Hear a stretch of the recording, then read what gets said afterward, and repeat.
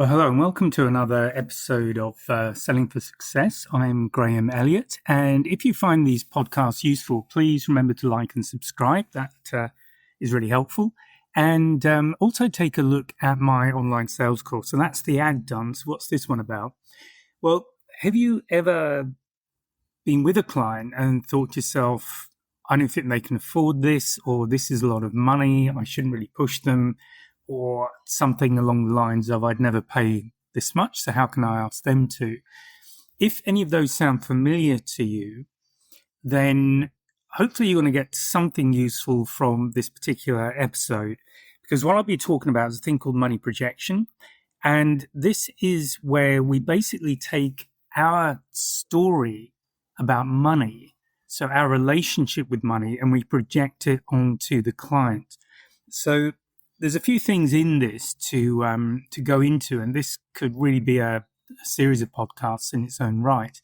But just to keep things very brief and usable, we all have a relationship with money. We all have beliefs about money. It might be that money comes easily. Probably for a lot of us, it's that money doesn't come that easily.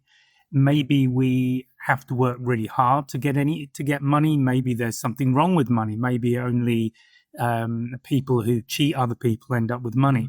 So there's all sorts of stories about this, and it's not so much about whether any of these are right or wrong. This is simply about, first of all, understanding what our relationship with money is, and then secondly, what we tend to do, and this is something we do subconsciously, so this isn't picking on anyone, but we'll tend to project those beliefs onto other people. We'll assume that they have the same beliefs. And the truth is that we have different beliefs about money. And the really important thing here is to recognize that our beliefs around money are not necessarily the same as our clients. There's probably a good chance they're different. And what we tend to do as people is to assume that our story around money, our beliefs around money, are their stories, their beliefs. So I'm going to dive into this a little bit. And the reason I want to do this is that often if you've been asked or had those kind of thoughts, what that will do is make it really difficult to ask for the order. This is where we tend to hold back, where we don't want to ask for the order. And I've spoken about this before. Obviously, there's aspects of rejection and all this kind of stuff. But one of the underlying causes of not wanting to ask for the order can be our relationship with money. And if this resonates with you, then I would suggest this is possibly what's going on. So why do we do it? Well, our relationship with money starts when we're young. And if you go back to when you were growing up, what were the stories around money that you grew up with? Was it that you had to be grateful for everything you got? Did you get that people who had money, there was something wrong with them? Or maybe money came easily. Maybe money wasn't an issue for you at all. So whatever the story is, the chances are that that's the story you've taken on. And as we grow up, these stories sort of run in the background. So they become our subconscious story about money.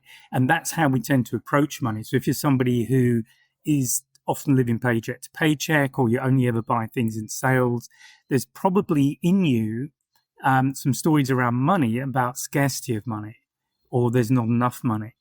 So the purpose of this is not to solve those problems. As I say, they're another issue, but it is to understand that they're there. And another way that money can express itself is as an expression of our own self-worth. So sometimes for some people, if you don't really believe deep down that you deserve things, you'll self-sabotage. It's something we do. I've spoken about this before. It's in the course, but we self-sabotage. So subconsciously, we trip ourselves up. We don't ask for the order, or we'll do something to ruin the deal. Or we'll just simply imagine that the client is somehow judging us when it's actually us who are doing the judging.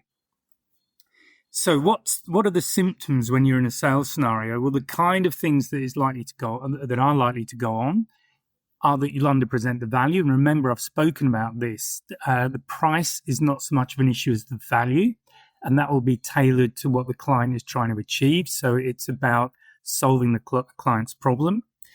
So if you have an unhelpful story about money, then you'll tend to underpresent the value. Your tone may well be apologizing for the price.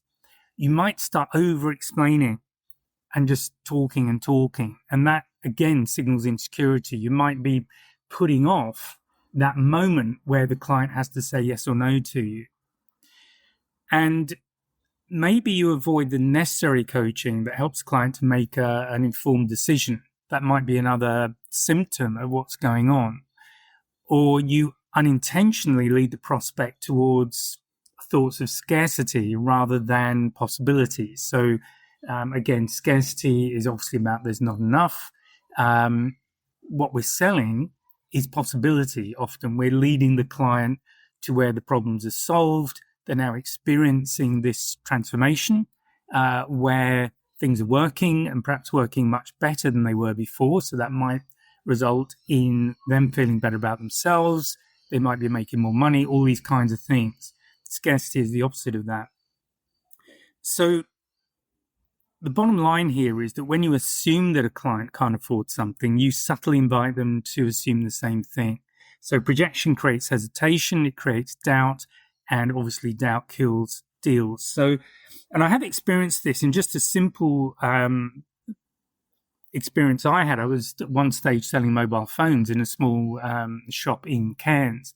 And this lady came in and I assumed she didn't have much money from just the way she was dressed and all the rest of it. So obviously I'm putting my judgments on her with no actual evidence to support any of them.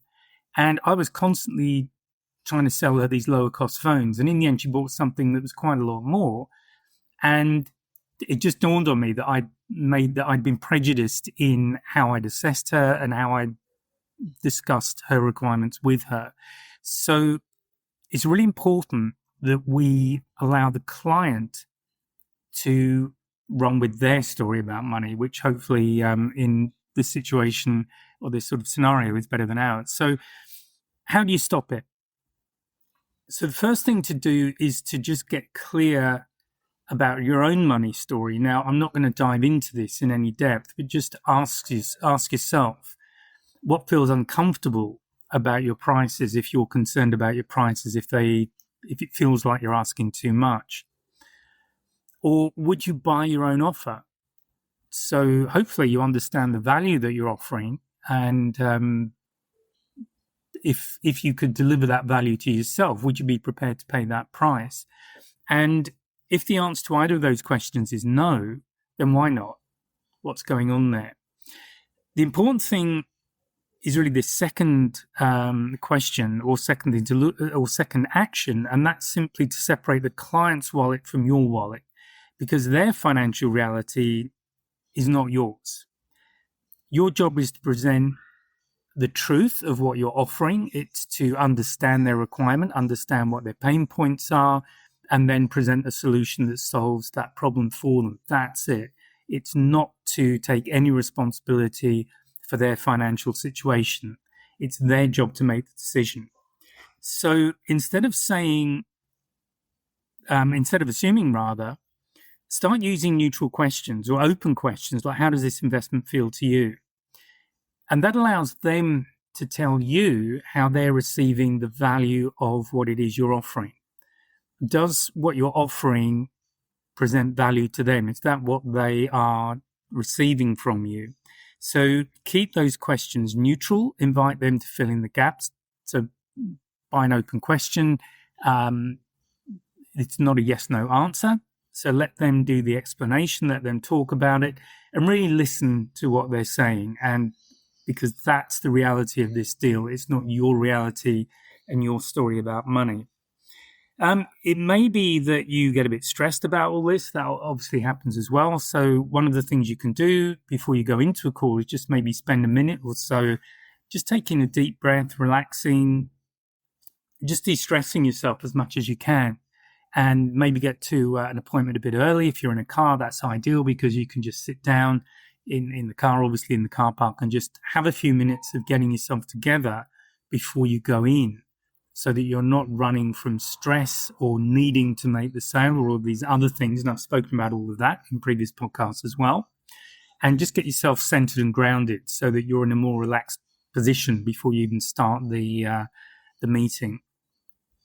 So the key thing here is to practice, we'll call it value conviction and not price apologies. So you're not asking for their approval of the price. You're offering them a path to the outcome they want. And the important thing here is the value that they see of your offer.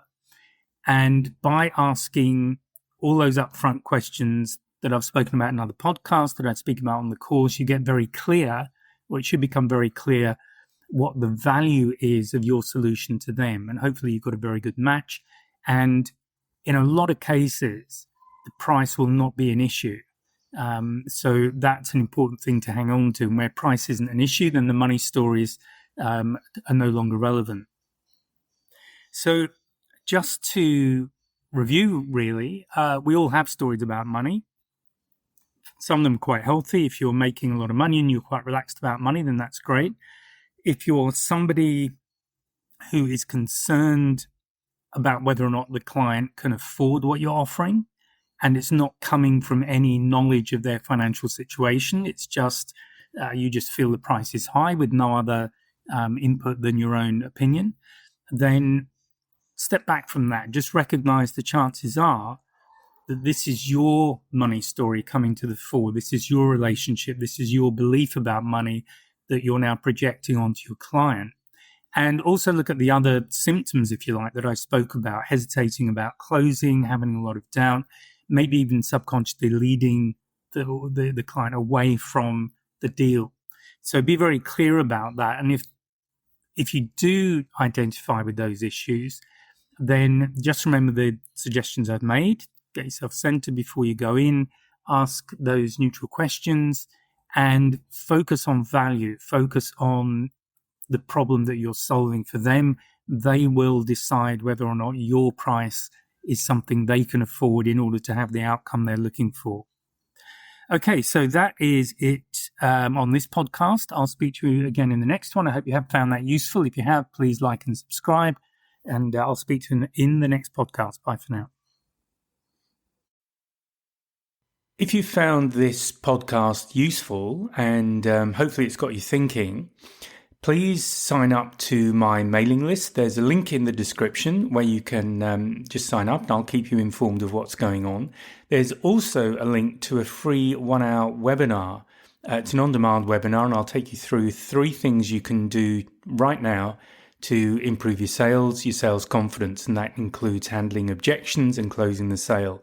So please check out the links and please join the mailing list, and I'll speak to you next time.